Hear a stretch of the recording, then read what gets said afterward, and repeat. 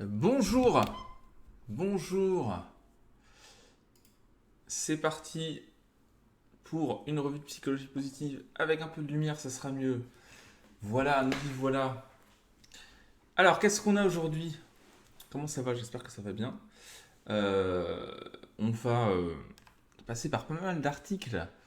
On va essayer d'en faire un max. Comme d'hab, je vous règle un petit peu le son pour qu'on soit pas mal. Et puis on va être parti. Je vais surtout mettre quelque chose d'un peu plus adapté pour notre petit live. Pour qu'on y aille tranquille. Voilà, hop là. Allons-y. Un petit.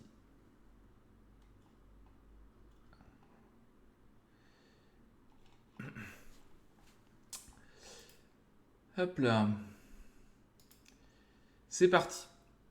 C'est parti, nous y voilà. Alors, revue de presse de psychologie positive. En quoi ça consiste? Comme d'hab, j'explique rapidement le concept. On va voir un certain nombre d'articles dont on va parler aujourd'hui. Potentiellement, on va commencer par celui-là, dont on n'a pas pu parler la dernière fois dans la dernière revue de psychologie positive sur la notion d'ouverture et de fermeture et le lien avec le bien-être. Et je coupe mon tel. On commence déjà à m'embêter avec les notifs. Hop. Et de l'autre côté, ensuite, nous avons écoutez le fait de nager. De nager, qu'est-ce que ça nous apporte? Why not? Avec un article scientifique lié. On a la notion d'émerveillement. Donc là, c'est un article scientifique aussi. Et puis, on a la notion de plaisir hédonique. Donc le plaisir, le bien-être eudémonique et le bonheur hédonique. Donc hédonique, c'est le fait de prendre plaisir, euh, par exemple sensoriel, etc. Et le bonheur eudémonique, c'est le fait de trouver du sens à ce qu'on fait.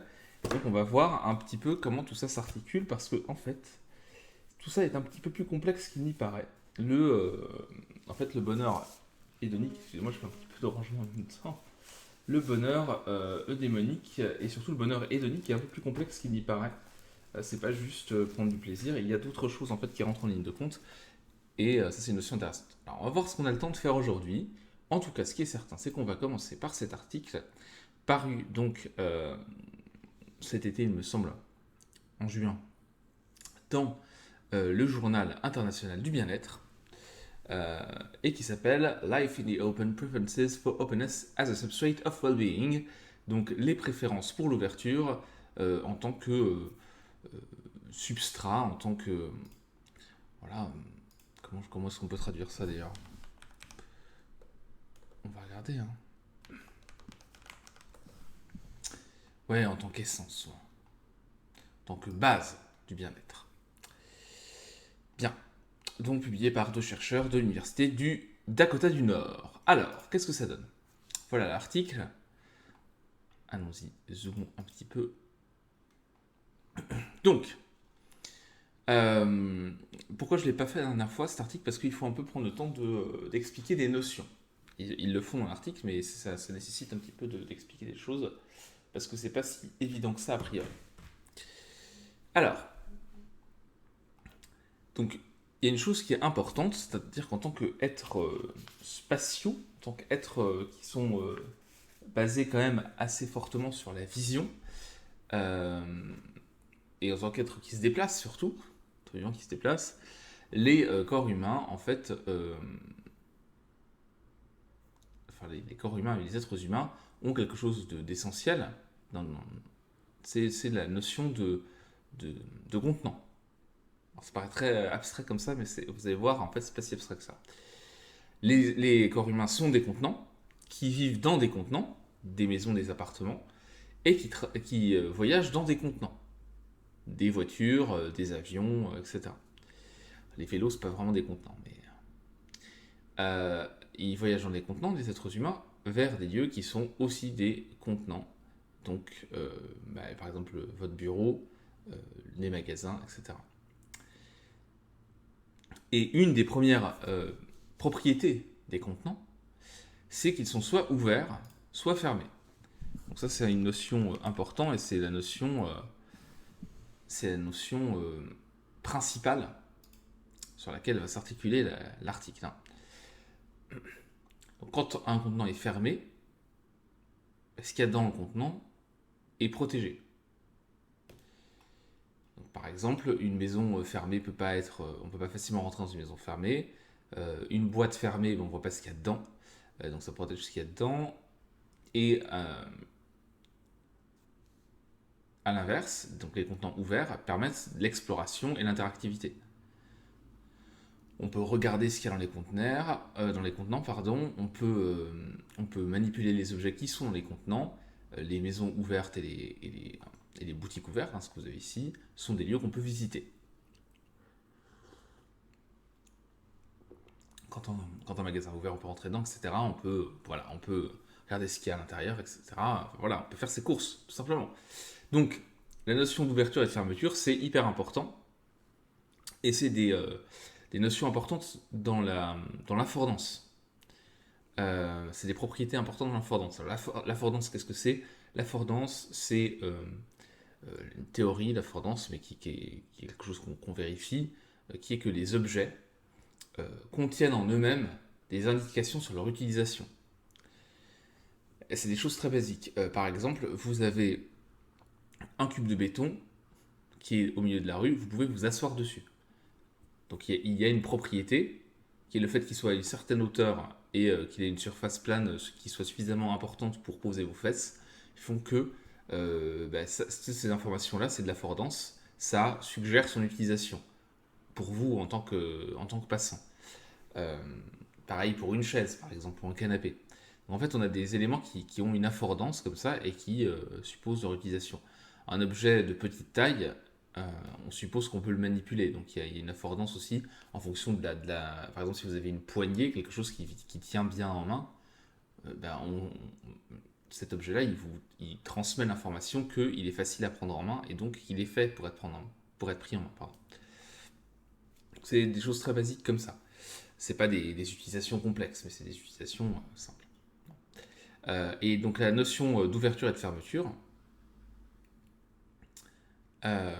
ça peut être utilisé non seulement pour des objets, non seulement pour des lieux, mais pour plein de choses. Plein de concepts, plein d'entités, plein d'expériences.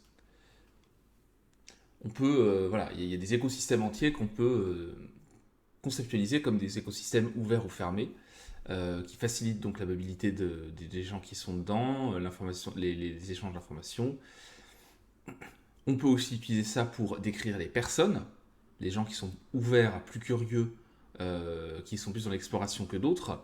On peut dire ça aussi pour l'esprit, quelqu'un qui est plus ouvert, qui va être plus susceptible d'adopter plusieurs points de vue, d'essayer de comprendre plusieurs points de vue. Pour les relations, pareil, pour les émotions et pour toutes les interactions sociales. Bon.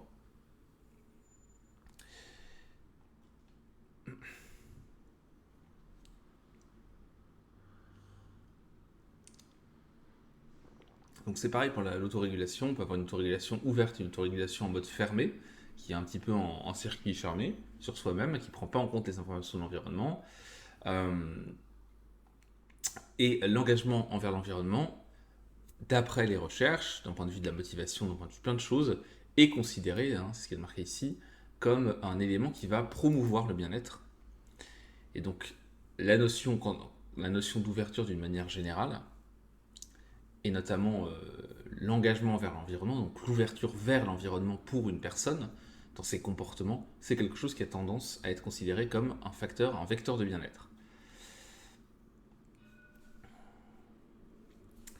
Et donc ici, l'hypothèse des auteurs, c'est que ce type de concept, on peut le transvaser, le transverser dans une variable, on peut transformer ça en une variable explicative, une préférence individuelle, des tendances en fait, donc qui sont des choses qui vont révéler des motivations fondamentales de l'individu. et qui vont nous permettre de considérer, de discriminer les individus. Des gens qui sont plus dans l'ouverture, des gens qui sont plus dans la fermeture, dans leurs préférences, dans leurs tendances générales. Bon. Ok.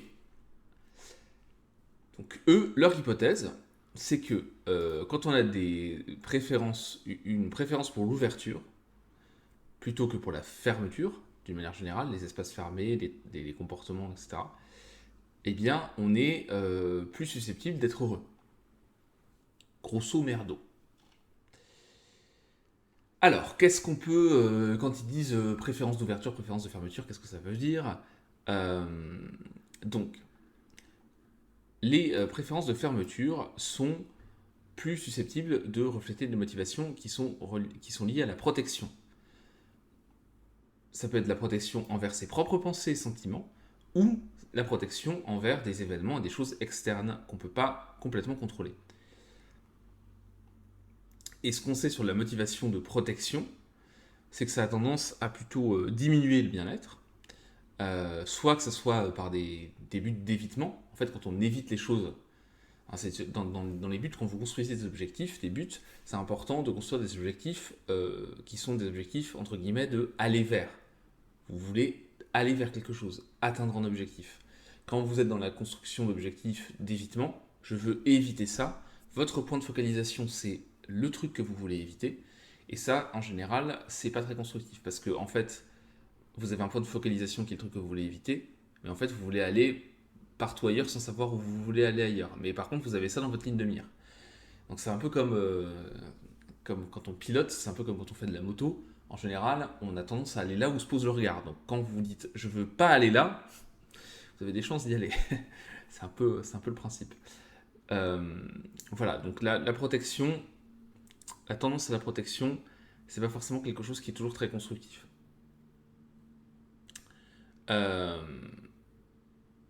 Donc la notion de protection, de vouloir rester tel quel, de ne pas vouloir évoluer, de vouloir se protéger, d'éviter des événements, et le fait de vouloir se protéger à tout prix, c'est quelque chose qui est problématique dans les relations, évidemment. Ça peut... en fait, ça va à contresens des processus qui vont promouvoir l'intimité, la connexion avec les autres. Donc on a après moins de support social et on peut développer de l'anxiété, etc. Donc ça, c'est pour la préférence. Après, c'est toujours pareil, hein. Là, on est sur un continuum, une préférence pour la fermeture versus l'ouverture. On n'est pas tout le temps dans la fermeture, tout le temps dans l'ouverture. Les gens sont pas, c'est pas ou blanc ou noir dans les préférences, mais c'est en termes de tendance. Quand on va d'une manière générale plutôt vers la fermeture, c'est pas forcément quelque chose de très positif pour la personne en tant que telle.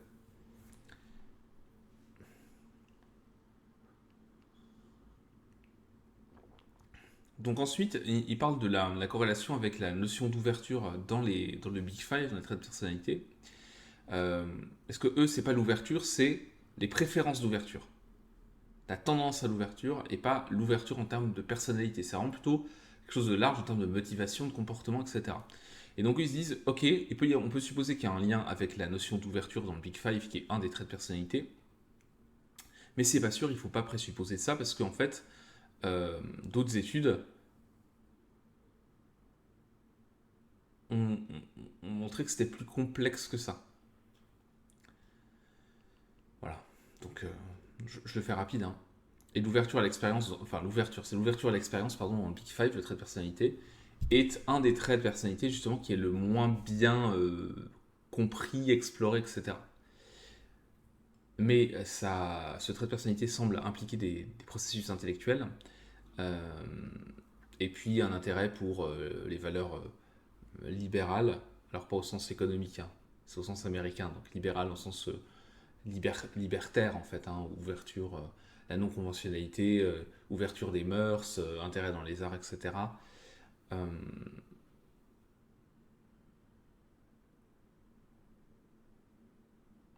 et eux, la manière dont ils définissent les préférences d'ouverture, c'est pas tout à fait l'ouverture à l'expérience telle qu'elle est définie dans les traits de personnalité là. Donc, il ne faut pas confondre les deux notions, en tout cas a priori. Donc ce qu'ils ont fait, ils ont fait plusieurs études. Première étude, ils ont pris donc un certain nombre d'étudiants du Dakota, je suppose, hein, parce que Midwestern, voilà. Euh, et donc on a 142 personnes. Attendez. Ah oui, il y a plusieurs samples, pardon. Donc il y a 4 samples, enfin 4 échantillons, un de 142, un de 147, un de 137 et un de 172 personnes. Ok. Ce qu'ils ont voulu voir, c'était les préférences des individus au niveau des concepts spatiaux et des mots utilisés, plutôt qu'avec des images. Ok. Et leur hypothèse, c'est que les individus qui favorisent les concepts liés à l'ouverture, à la notion d'ouverture, étaient plus susceptibles d'avoir des comportements d'exploration et d'interaction avec leur environnement. Donc il y avait plusieurs questions. En fait, les consignes, c'est pour chacune des questions suivantes, répondez en fonction de comment vous pensez, vous sentez d'une manière générale.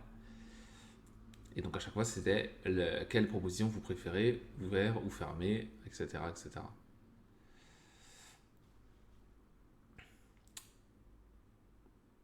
Donc plus ils ont un score élevé, plus ils sont dans une tendance à l'ouverture. Ils ont aussi pardon. Ils ont aussi mesuré le fait de s'épanouir, en fait. Voilà, donc avec des notions, tous les éléments liés à donc l'épanouissement, tous les éléments liés au bonheur hédonique, donc la prise de plaisir, eudémonique, la notion de sens, et le bien-être social. Et ce qu'ils ont pu constater, c'est que les gens qui avaient une tendance à une préférence à l'ouverture, donc qui préféraient l'ouverture, donc encore une fois des concepts, le fait de comment dire, d'avoir une ouverture vers l'extérieur, d'être plutôt dans l'exploration, plutôt dans l'ouverture sociale, dans l'ouverture aux expériences, dans l'ouverture à la différence, qui cherchaient plutôt à explorer plutôt qu'à se protéger, eh bien ces gens-là avaient un épanouissement personnel qui était plus élevé, d'une manière générale. Ça, c'est la première étude. Deuxième étude, ils ont utilisé le modèle PERMA. Alors, le modèle PERMA, c'est un modèle de bien-être donc de Seligman et qui a été développé dans les années 2000, qui fait partie en fait des éléments de base de la psychologie positive. Je vais vous montrer un petit résumé de ça. Tac, puisque j'en ai parlé sur le blog. Alors, attendez que je vous mette ça dans le bon navigateur. On a ça ici. Hop. Le modèle PERMA, à quoi ça ressemble? C'est très simple, c'est ça. Donc le modèle PERMA, c'est un modèle du bien-être, alors qui a été depuis enrichi, etc. Hein, mais bon, ça c'est le modèle de base, où on a, donc c'est un acronyme, hein. Ce qui contribue au bonheur sont les émotions positives, l'engagement, donc ça c'est plutôt la notion de flux, le flow, hein, le fait d'être engagé dans les activités pleinement, les relations positives, le sens, donc là on retrouve le bonheur démonique, et les accomplissements, donc les réalisations, le fait de réaliser des choses concrètes, des réussites, etc., des succès. Donc ça, c'est ce qu'on a dans le modèle PERMA. Et donc eux, ils ont voulu mesurer le lien entre ce modèle-là et la notion, la tendance à l'ouverture ou à la fermeture. Voilà. Donc ici, ils avaient 167 participants en tout, 176, ils en ont perdu quelques-uns, donc 167. Et ils ont donc mesuré un certain nombre de choses et les résultats. Donc le modèle PERMA, la mesure de bien-être, préférence à l'ouverture, le profil de personnalité. Ils ont fait pas mal de mesures et ce qu'ils ont pu constater, c'est que le fait d'avoir une préférence vers l'ouverture était aussi corrélé avec, alors là c'est pour la personnalité, l'extraversion. Les gens plus extravertis ont plus une préférence pour l'ouverture. Et les gens qui étaient moins dans le neuroticisme, euh, donc c'est un peu lié à l'anxiété, etc., eh bien ils étaient... enfin, les gens qui avaient plus de neuroticisme étaient moins ouverts, étaient plutôt fermés.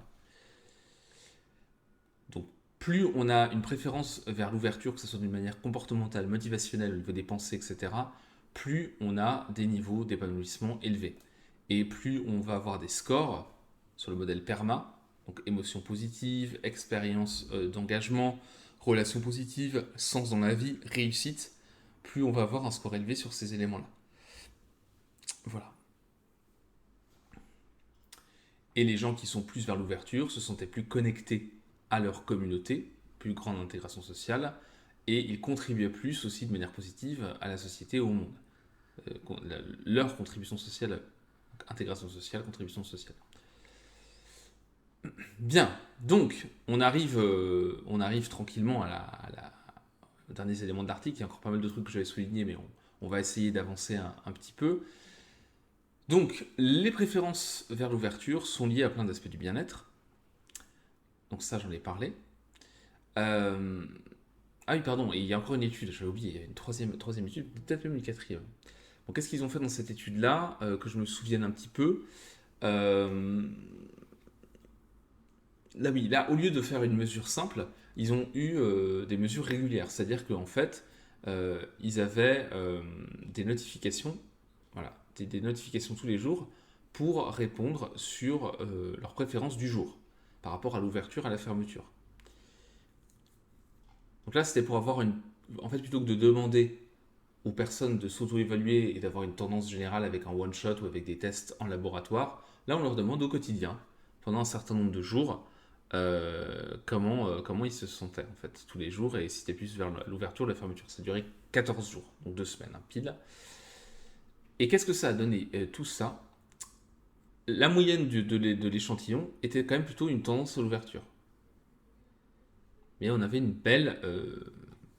Donc, comme dans les premières études, hein, d'une manière générale, la population a plutôt tendance à pencher vers l'ouverture. Mais on a une belle variation, en fait. Donc, une déviation standard, ça veut dire qu'en fait, l'échantillon tout le monde n'est pas au milieu, quoi. Hein, il y a une belle répartition des résultats. Ça fait une belle courbe de Gauss. Enfin, peut-être pas de Gauss, mais en tout cas, ça fait une belle répartition. Et donc, ce qu'ils ont constaté par rapport à cette étude, encore une fois, voilà, lien entre tendance à l'ouverture dans les comportements, dans les attitudes, dans les motivations et bien-être. Et les personnes avaient une plus grande autonomie, une plus grande maîtrise, un des plus grands niveaux de développement personnel, de relations positives, de sens, d'acceptation de soi dans leur vie quotidienne quand ils étaient plutôt vers l'ouverture.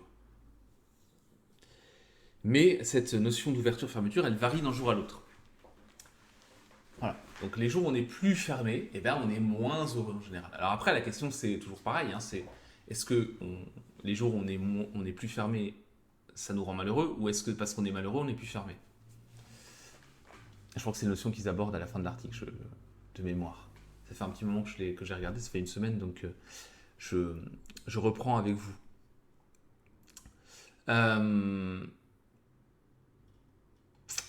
Donc ça, résumé de ce qu'on vient de dire. Donc là, pareil, hein, quand on est plus attiré par les concepts de fermeture, on a une tendance à la fermeture plus importante, et donc on est plus sur la protection, etc. Et ce qui est important, c'est que ce n'est pas un trait de personnalité comme dans le Big Five qui est l'ouverture à l'expérience. Ça, c'est une notion bien importante à retenir. Voilà. Et ça, c'est pas parce qu'on est ouvert, qu'on a une préférence à l'ouverture, qu'on est comme dans l'ouverture à l'expérience du Big Five, donc de ce test de personnalité. Quand on a une personnalité qui va vers l'ouverture à l'expérience dans le Big Five, on a un lien avec comment dire,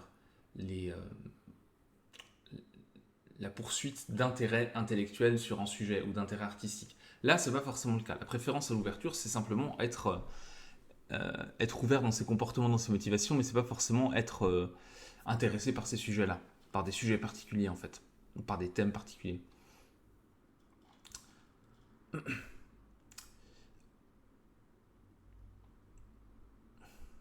Donc, ce que montrent les résultats, c'est que les préférences à l'ouverture promeuvent le bien-être, je dirais le bonheur eudémonique, donc la notion de sens.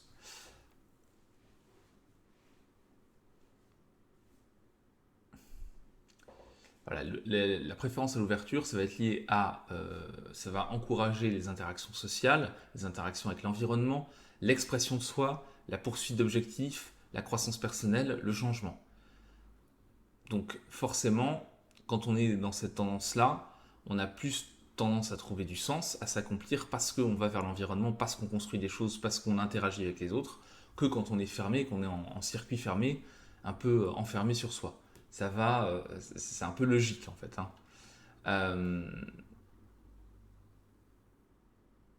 mais ce qu'ils disent aussi, c'est qu'il y a peut-être une limite. C'est peut-être pas juste, je suis plus vers la préférence à l'ouverture.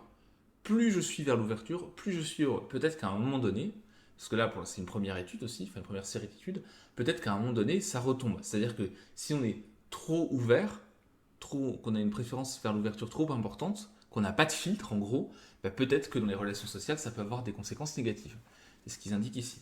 Donc il faudrait creuser un petit peu le concept pour voir s'il n'y a pas à un moment donné des effets négatifs finalement qui viendraient d'un excès. Parce que l'excès dans les deux sens, dans n'importe quel sens en général, ça peut avoir des conséquences négatives. Donc c'est quelque chose à voir. Et donc comme je le disais tout à l'heure, ces études-là qui sont présentées, elles n'examinent pas la direction causale. Donc, eux, ils supposent qu'il y a sans doute une relation bidirectionnelle entre le bonheur et la préférence à l'ouverture. Vous êtes plus vers l'ouverture, vous allez avoir peut-être plus tendance à être heureux. Mais peut-être que les gens qui sont plus heureux sont aussi plus ouverts. C'est assez logique. Donc on peut supposer que comme ça, il y a une interrelation entre les deux et que les deux s'influencent. Pareil, vous n'êtes pas bien, ce que je vous disais tout à l'heure, vous n'êtes pas bien un jour, bah, vous allez être plus fermé, vous allez être plus en retrait, vous allez peut-être moins partager, moins être ouvert aux nouvelles expériences, moins aller vers les autres, moins chercher la nouveauté, etc.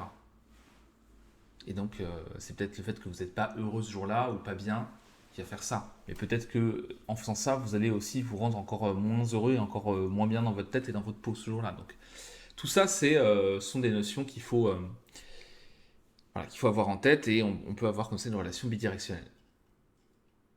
Mais en tout cas, ce qui est intéressant, c'est pour ça que je voulais parler de cet article, je voulais le traiter, parce que je trouvais ça intéressant, cette notion de concept d'ouverture et de fermeture, qui finalement, comme il le disait en début d'article, un concept assez basique, je vous remets le titre de l'article, un concept assez basique, un concept qu'en fait, vraiment une notion conceptuelle qu'on peut retrouver dans plein de domaines, que ce soit la perception, que ce soit les relations, que ce soit plein de choses.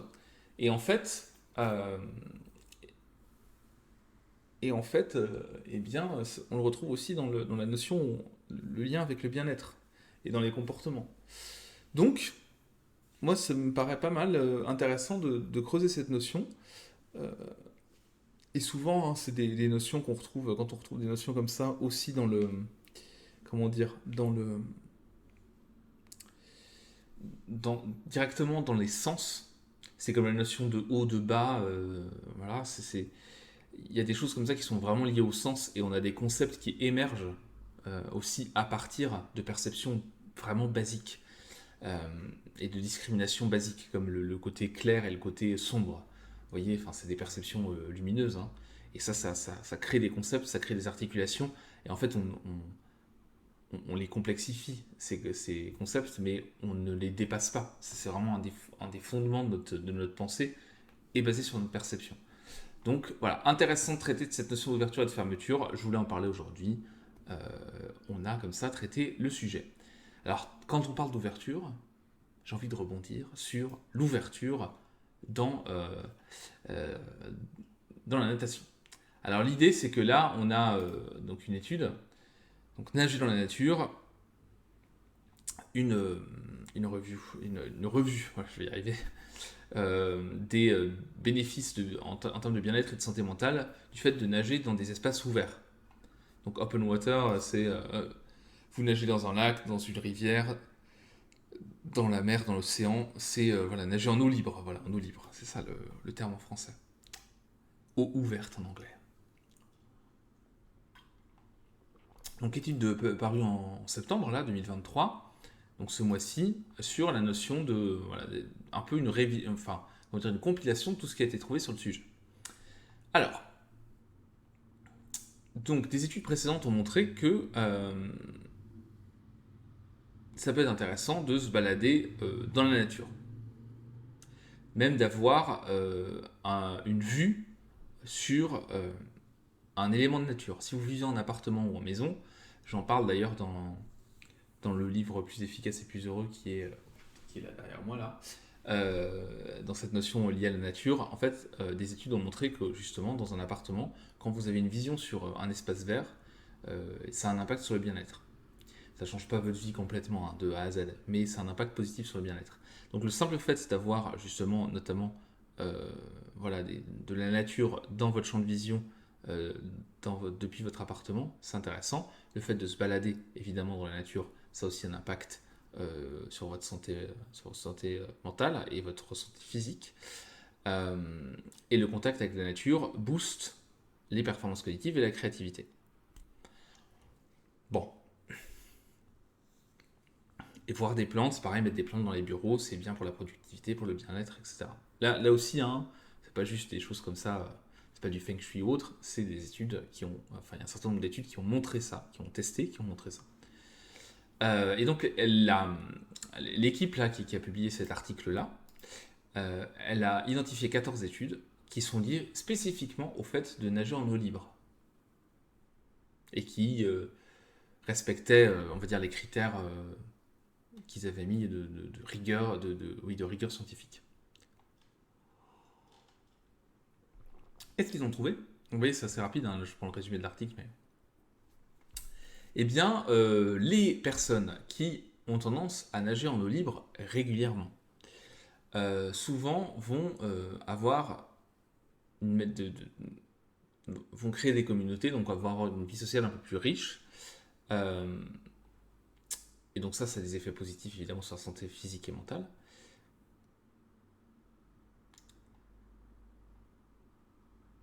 Et les personnes qui nagent en eau libre ont une plus grande tendance à se connecter aux autres et aussi à eux-mêmes, c'est-à-dire à être plus alignés entre leur motivation, leurs valeurs et leur comportement et leurs décisions.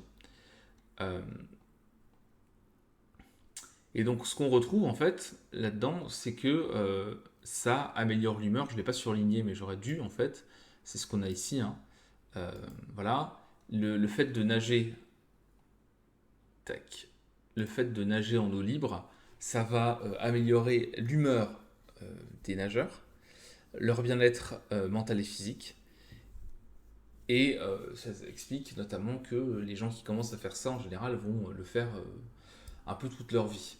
Hein, on a tous croisé des personnes plutôt âgées qui vont nager, qu'il pleuve ou qu'il vente, voire qu'il neige, vont nager par exemple dans l'océan assez régulièrement et ça devient quelque chose de normal.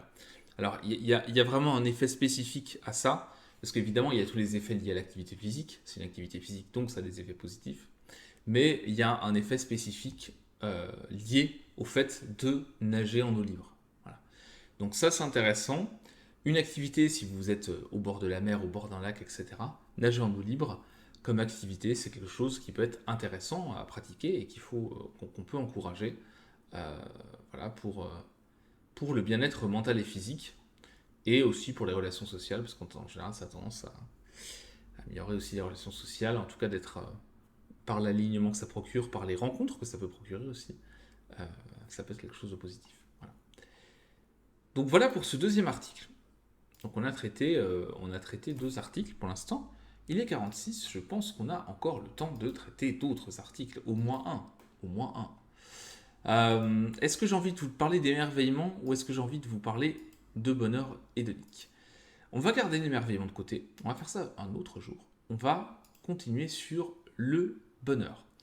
Donc un article publié aussi en septembre 2023 de Chen et Zheng, les auteurs qui m'ont gentiment envoyé l'article, ce qui m'a permis de lire et de regarder un petit peu ce qu'il y avait d'intéressant dedans. Donc, le titre de l'article, c'est Rechercher le plaisir, c'est bien, mais éviter la souffrance, c'est mal. Donc, distinction entre l'approche hédonique et l'évitement hédonique. Donc, on va voir tout ça en détail. Alors, allons-y, zoomons sur l'article pour que vous puissiez voir ça en détail. Vous puissiez suivre avec moi. On y va, c'est parti. Alors, tac, tac, tac. Allons-y.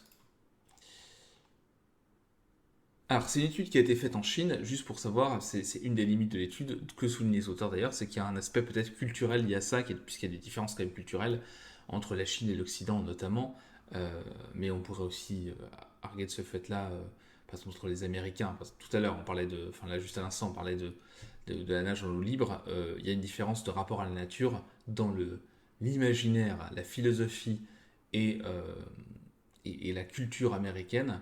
Il y a une différence entre le rapport à la nature dans la culture américaine et le rapport à la nature dans la culture européenne et française par exemple.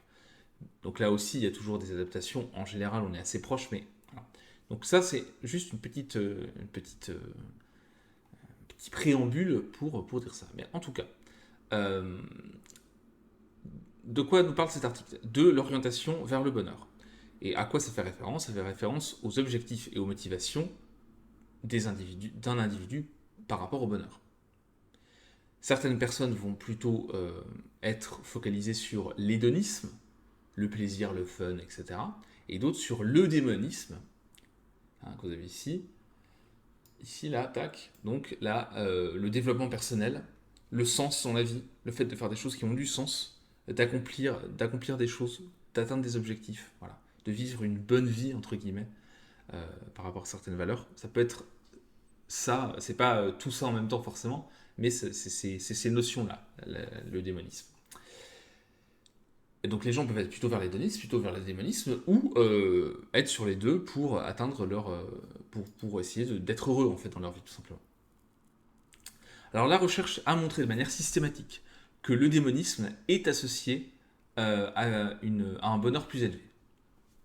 Voilà. C'est-à-dire que si vous cherchez le sens dans la vie, si vous avez du sens dans votre vie, vous allez être plus heureux. Et ça, de nombreuses études l'ont montré. Par contre, par rapport à l'hédonisme, la poursuite du plaisir et du fun, les études sont plus controversées. Donc il y a des études qui ont montré que la poursuite hédonique, donc le fait de rechercher l'hédonisme, était soit pas du tout lié au bonheur, soit parfois lié négativement au bonheur ressenti en fait. Parfois aussi il y a d'autres études qui ont montré que bon, ça pouvait être positif, mais c'est ce que je n'ai pas surligné qui est ici en fait, hein, et que j'aurais dû surligner encore une fois.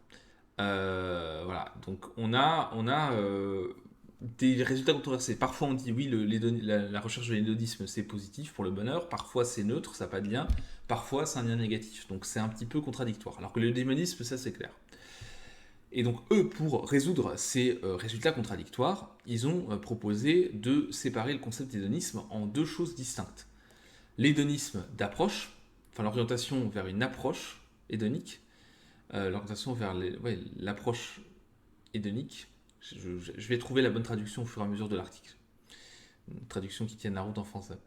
Donc, qui serait une orientation vers la recherche de l'hédonisme, rechercher les émotions positives, les expériences positives, et une autre notion qui serait l'évitement, l'orientation vers un évitement hédonique, c'est-à-dire le fait d'éviter la souffrance, d'éviter les expériences négatives, d'éviter les émotions négatives.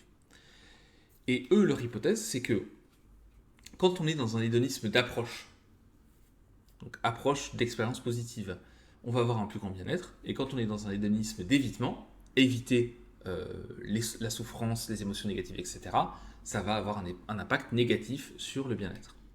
Ça, c'est leur hypothèse. Ils ont utilisé une échelle qui s'appelle The Orientation to Happiness Scale, qui est proposée aussi sur le site Seréalisé. Si vous cherchez ça, vous allez la trouver, vous pouvez la passer en ligne. Qui a trois sous-échelles. Et voilà, ils ont utilisé cette échelle-là dans l'étude, notamment entre autres. Hein, ils ont utilisé aussi une autre étude qui est la HEMAR Scale. Donc, tac. Je sais plus ce que ça veut dire et ça doit être marqué quelque part. Je l'ai loupé. Ah, voilà. Hedonic and Eudaimonic Motives for Activities Revised. Donc, en gros, motivation hédonique et eudémonique pour des activités, version révisée. Vous avez utilisé cette échelle-là aussi.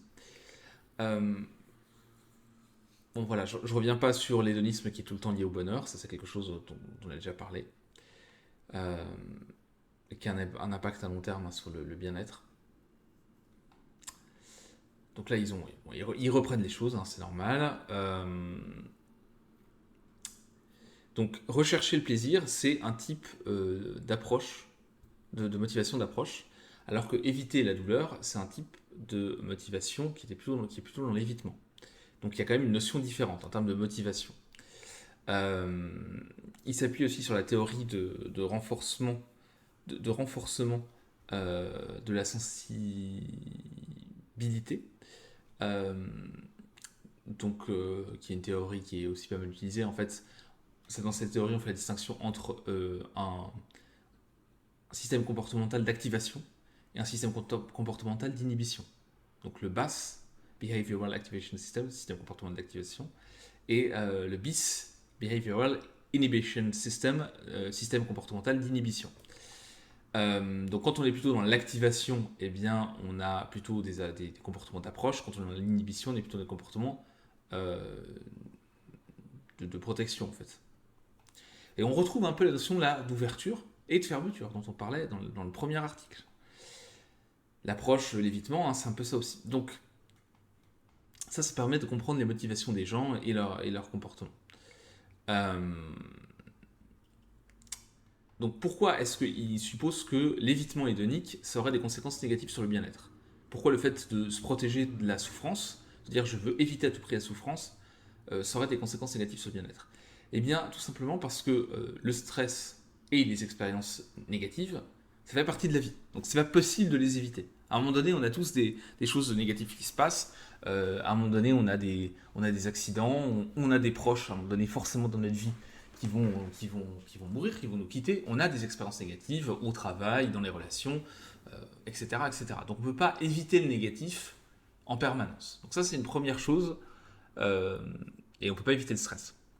Donc, évidemment, comme c'est inévitable, on ne peut pas maintenir cet objectif d'évitement en permanence. Il est jamais, forcément, à un moment donné, ça va foirer.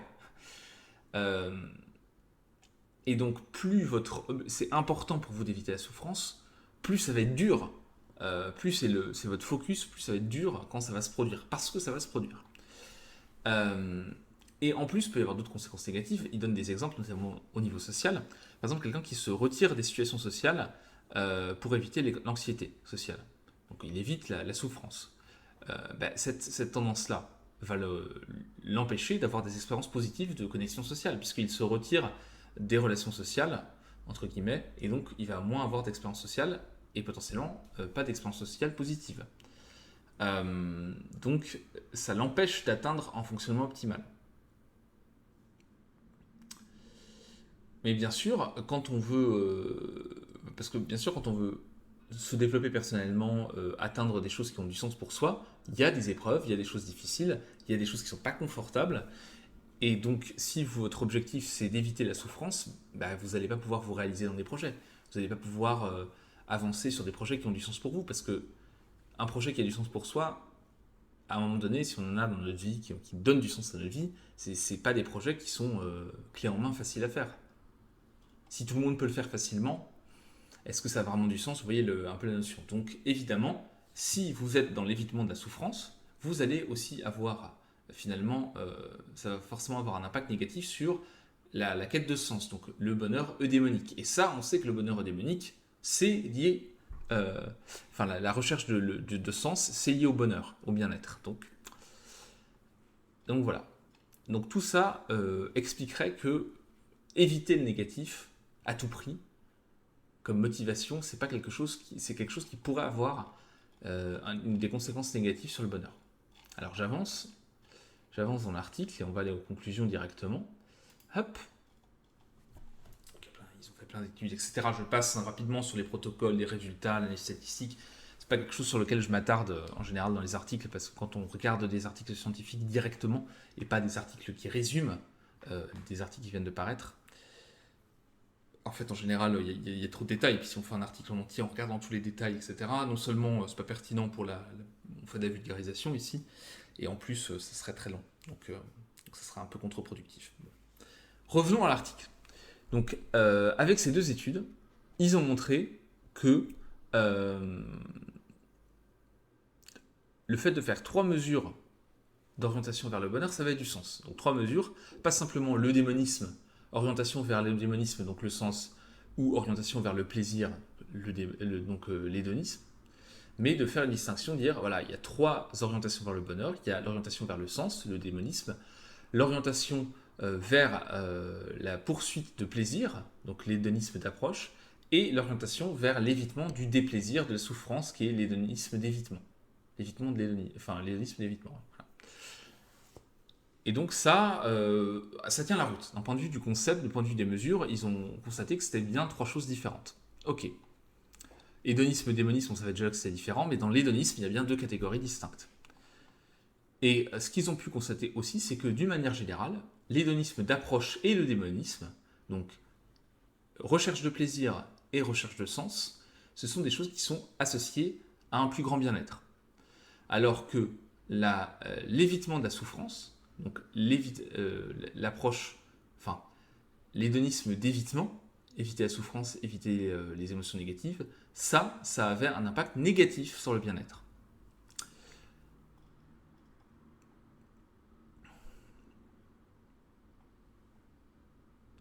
Donc, dans le concept d'origine de l'hédonisme qui consiste à dire que l'hédonisme, c'est maximiser le plaisir et minimiser la souffrance, en fait, eh bien, c'est pas comme ça que ça marche, ça c'est pas une poursuite du bonheur qui tient la route. En fait, c'est qu'il faut maximiser le plaisir. Il ne faut pas éviter la souffrance, parce que c'est pas possible. Voilà.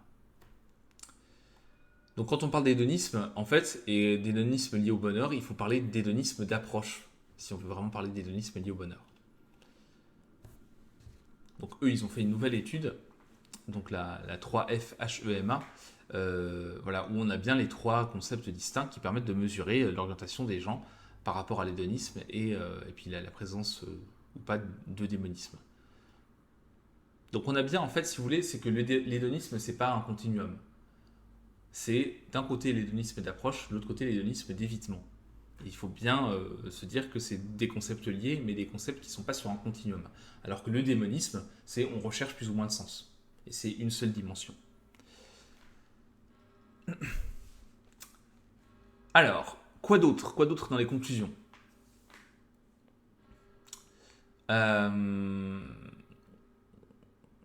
Donc l'évitement, l'hédonisme d'évitement, voilà, prédicteur significatif du mal-être, d'un moins bon bien-être. Et du coup, en séparant les 2 types l'hédonisme d'approche et l'hédonisme d'évitement, et bien là, l'hédonisme d'approche, du coup, c'est clairement quelque chose qui est de manière consistante, cohérente et régulière, lié à une plus grande satisfaction dans la vie, plus d'affects positifs, un plus grand bien-être psychologique et moins d'affects négatifs. Donc les résultats contradictoires qu'on avait avec l'hédonisme, où parfois c'était lié au bonheur, parfois c'était pas lié au bonheur, parfois au contraire ça avait un impact négatif sur le bonheur, en fait c'était lié au fait qu'on mesurait 2 notions en même temps et qu'il y en a une qui a un impact positif et une qui a un impact négatif sur le bonheur. Voilà. Donc maintenant qu'on a ces distinctions-là, c'est beaucoup plus facile de dire ok, là c'est clair, on sait ce qui fonctionne, ce qui est lié au bonheur et ce qui n'est pas lié au bonheur. Et le démonisme qu'ils ont remesuré dans leur étude, toujours pareil, hein, ça confirme tous les résultats. Quand on a plus de sens dans sa vie, on est plus heureux. Voilà.